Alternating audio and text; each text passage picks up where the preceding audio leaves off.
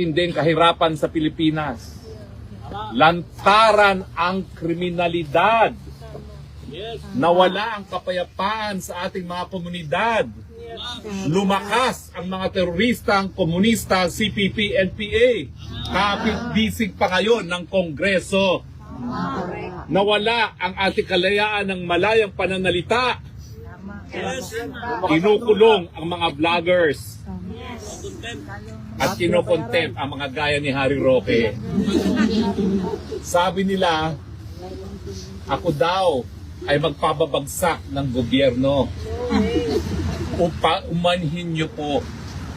Dahil kung kaya ko lang gawin yan, ginawa ko na po yan. Dahil hindi na po natin maatim ang paghihirap ng sambayanan sa ilalim ng Marcos Jr. Patuwarin niyo po ako na hindi ko nagawa ng pabagsakin ng gobyernong yan. Dahil ako po'y nag-iisa lamang, walang armas, ordinaryong mamamayan. Pero darating po ang panahon, magsasama-sama muli ang mga Pilipino.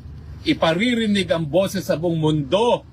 Isusuka na naman ang hindi marunong magsilbi sa inang bayan. Ang tanong ko, kayo dyan sa Pilipinas, hanggang kailan kayo mag-aantay? Hanggang kailan kayo magpapasensya? Hanggang kailan kayo magbibingi-bingihan? Hanggang kailan kayo magbubulag-bulagan? Nasaan ang hukbong sandatahan? Nasa saligang batas, kayo ang protektor. Hindi pa ba kinakailangan ng proteksyon ng taong bayan ngayon? Ang Presidente Duterte na inako ang lahat ng binibintang sa kasundaluhan. Dahilan kuya kung bakit siya ngayon nakakulong. Pinakulong sa dayuhang bayan. Hindi ba kinakailangan ni Presidente Duterte ng inyong mga proteksyon, mga kasundaluhan at kapulisan? Hanggang kailan tayo mananahimik? Hanggang wala ng Pilipinas?